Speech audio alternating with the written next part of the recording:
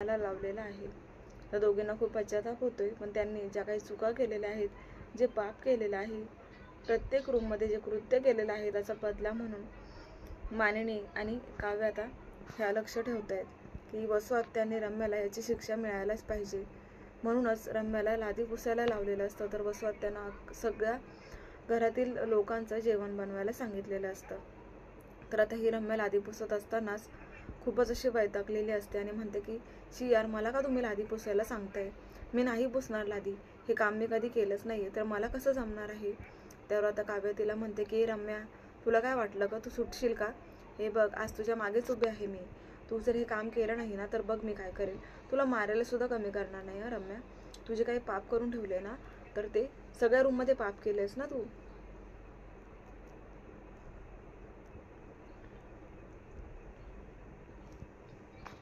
सगळ्या रूममध्ये पाप करून ठेवले आणि ते कोण निस्तरणार आहे? त्यामुळे तुझ्या पापाची शिक्षा तुला अशी मिळायलाच पाहिजे। तेव्हाच तुम्हाला कळेल की उद्या कोणाचंही वाईट करताना 10 वेळा विचार तरी कराल तुम्ही। असं म्हणून आता ही काव्या हिच्या मागेच उभी असते रम्याच्या, आणि रम्याचा खूप संताप झालेला असतो। तर वसुहत्या किचनमध्ये असतात आणि वसुहत्यांना पण सगळं जेवण बनवायला सांगितलेलं असतं। तेव्हा त्यासुद्धा मानिनीला म्हणतात की मानिनी, काय गं, तू सुद्धा आता माझ्या विरोधात जाणार आहेस का? तू सुद्धा मला असं कामाला लावून घेतेस, तुला काही वाटत नाही का गं? माझा मान मोठा असताना पण मानिनी, हे असं कसं शक्य आहे गं? तू अशी वागू शकतेस? ते त्या मुलींवर माझा विश्वास नाही आहे, पण तुझ्यावर माझा विश्वास आहे मानिनी। त्यावर मानिनी म्हणते की मी ना आता जसाच तसं वागणार। मला ना इतके दिवस माहिती होतं की तुम्ही कसे आहेत ते, फक्त मी यांच्यामुळे गप्प बसली होती, पण आज त्यांनाही समजलंच आहे ना की तुम्ही कसे आहात ते। तेव्हा आता वेगळं काय बोलायचं अजून? तुमच्या पापाचा घडा भरलेला होता आणि आता तो तुम्हाला फेडावाच लागणार आहे, त्यामुळे मला काही सांगू नका। असं म्हणून आता लगेचच त्यासुद्धा म्हणतात वसुहत्यांना की सगळं किचन आवरल्यानंतरच मी तुम्हाला इथून बाहेर सोडेल। मग आता वसुहत्यांना जरा टेन्शनच आलेलं असतं। ते आता रम्याला शोधत शोधत तिकडे रूमकडे जात असतात। त्याच वेळेला रम्या ही लादी पुसताना खाली पडते आणि जोरात आई म्हणून आवाज देते। तर वसुहत्या तिला पाहतात आणि म्हणतात की काय गं रम्या, तुला लागलं का? तुला त्रास होतोय का? अगं रम्या, पण मी तरी काय करणार आहे बरं, तूच सांग ना, माझं काय चुकतंय का रम्या? आपल्या दोघींना यांनी नोकरच बनवून घेतलेलं आहे। लगेचच रम्या म्हणते की तू का असं बोलतेस आई? अगं हे सगळं तुझ्याचमुळे झालंय। तेव्हा आता रम्या आणि वसुहत्यांमध्येच इथे आपण पाहतोय की दुरावा निर्माण झालेला आहे, दोघींमध्येच फूट पडायची वेळ आलेली आहे। कारण आता रम्याने सरळ सरळ ह्या गोष्टीचा दोष वसुहत्यांवरच लावलेला आहे। ती म्हणते की आई, ह्या सगळ्याला तूच जबाबदार आहे, तुझ्याचमुळे आज हा दिवस उगवलाय आणि मला हे सगळं भोगावं लागतंय, तुझ्या पापाचं फळ मी भोगतेय। त्यावर वसुहत्यांना धक्काच बसतो। त्या म्हणतात की रम्या, तू असं बोलशील असं वाटलं नव्हतं। एका आईबद्दल तुझे असे विचार आहेत का? काय ग, काय चुकलं रम्या माझं? मी हे सगळं कशासाठी करत होते, तुला नाही माहिती का? तेव्हा रम्या म्हणते की अगं आई, तुला काय गरज होती त्या भर मंडपामधून नवरीला पळवून नेण्याची? त्या नंदिनीला तूच किडनॅप केलं होतंस ना, म्हणूनच इतका सगळा गोंधळ झाला आणि आता आपल्याला सगळं काही सहन करावं लागते। आई, समजते का तुला? तुला काय गरज होती त्यांचं लग्न मोडण्याची? त्यावर वसुहत्या म्हणतात की रम्या, अगं हे का केलं हे तर विचार। तू लग्नाच्या दिवशी पार्थचं लग्न ठरलंय म्हणून मंडपातून निघून गेली होतीस रागाने, आणि मला ते सहन झालं नाही की माझी मुलगी आज या मंडपातून अशी निघून गेली। तुझं वागणं बोलणं सगळं बदललं होतं रम्या, आणि तेच मला सहन होत नव्हतं, कारण एका मुलीचं सुख एका आईलाच समजतं, आणि मी तेच सुख तुला मिळवण्यासाठी मला असं वाटलं की मी नंदिनीला किडनॅप केलं तर पार्थचं लग्न मोडेल, आणि मग नंदिनी आणि पार्थचं लग्न होणारच नाही।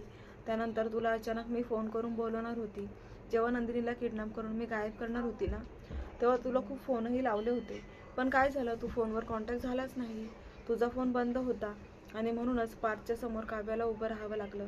बघा, त्याच्या सगळ्यात तुझी चुकी आहे। तू जर माझ्या कॉन्टॅक्टमध्ये असती ना, तर आज पार्थ बरोबर तुझं लग्न झालं असतं रम्या, पण नाही ना, तुझा अहंकार आडवा आला आणि तू माझ्याशी सुद्धा बोलणं बंद केलंस। माझी काय चुकी होती बरं? हे सगळं तूच आता बघ, मी तुझ्या बाजूने असताना तुझं लग्न पार्थ बरोबर व्हावं म्हणून हे सगळं केलं, आणि आता तू मलाच दोष देत आहेस। काय ग रम्या, इतकी वाईट आहे का ग मी? रम्या म्हणते आई, तुझा बरं माझ्यासमोरून काही बोलूच नको, हे लादी पुसणं वगैरे मला जमत नाही, पण करणार काय, करावं तर लागेलच ना।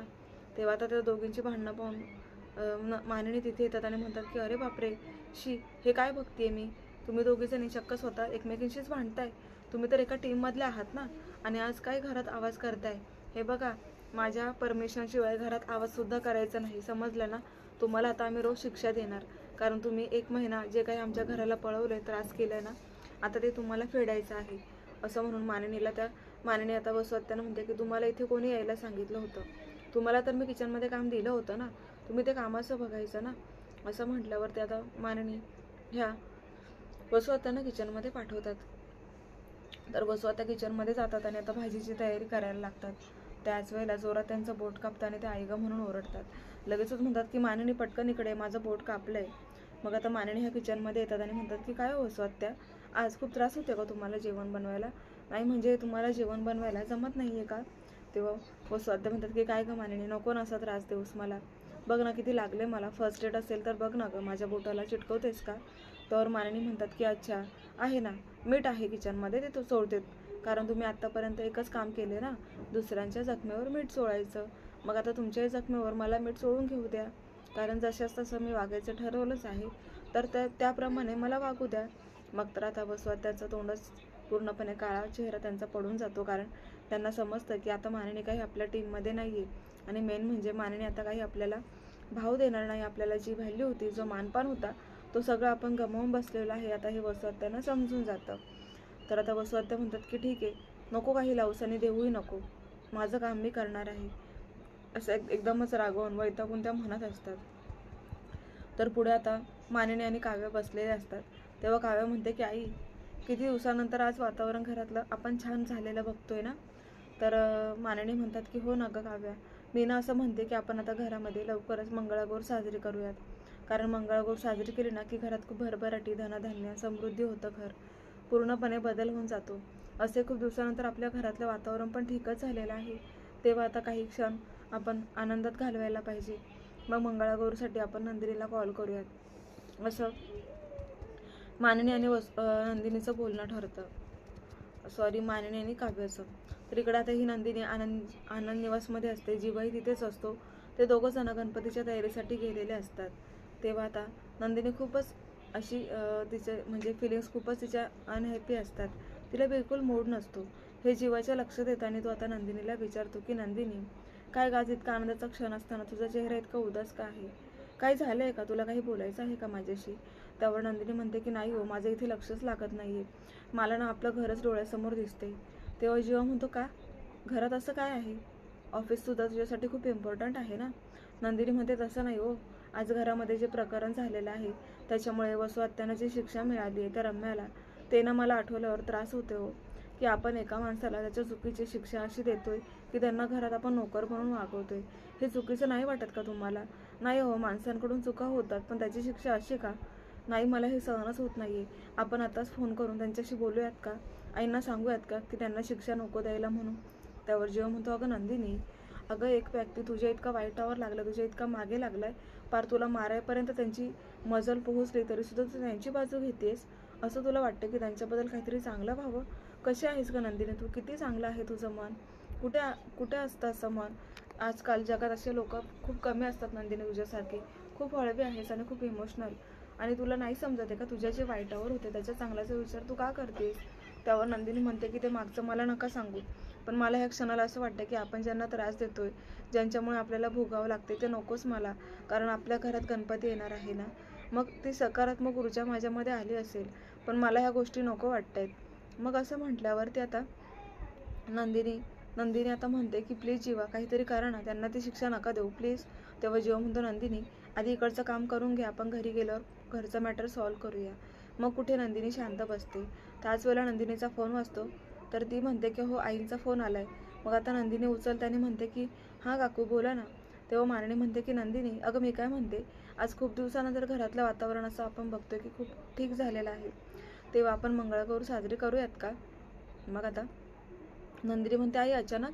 तेव्हा मानिनी म्हणतात, हो ग, घरात तू बघतेस नाही का, मागून एक संकट काय येत आहे, काय काय होते, आणि आता कुठे विग्रह दूर झालेला आहे, आता कुठे आपल्या घराला शांती लागली आहे, तेव्हा मंगळागौर साजरी करूयात ना, सगळ्या बायका एकत्र येतील आणि आपण सुद्धा आपलं टेन्शन विसरून जरा एन्जॉय तरी करू, कारण आपण एकत्र आलोच नाहीये ना आतापर्यंत.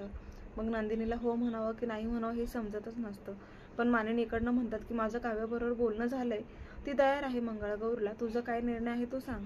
मग नंदिनी खूपच खुश होते, कारण तिला असं वाटतं की घरात दोघींचं ठरलंय, मग मी पण होकार देईल. मग आता काव्या म्हणते की आई, पण यात एक गोष्ट कमी असेल, कारण बाबा हे बाहेर गेलेले आहेत ना, मग ते तर नसणार. तेव्हा मानिनी हसायलाच लागतात आणि म्हणतात की काव्या, तू पण ना, तुला माहिती नाही का गं, मंगळागौर ही फक्त बायकांची असते, तिथे माणसांचं काही कामच नसतं. आणि आपले हे आहेत ना शेरेबाजी करायला, आपले 2 शेर, जीव आणि पार्थ, आपल्याला काय हवं काय नको ते सगळं आपण यांच्यावर सोपवून देऊया. म्हणजे ते आणून वगैरे देतील आपल्याला आणि आपण मस्त असं नटायचं, सजायचं आणि मस्त थाटामाटात एन्जॉय करायचं मंगळागौर. मग काव्या खूप खुश होते आणि मग ठरवते की हो आई, मला पण चालणार आहे, मलाही मंगळागौर पहिलीच आहे ना, खूपच एन्जॉय आणि एक्सायटेड आहे मी खूप. तेव्हा मारणे खूपच खुश होतात. तर पुढे आता मंगळागौर खेळत असतात आणि छान असं काव्याने नऊवारी घालून, नंदिनीने नऊवारी घातलेली असते.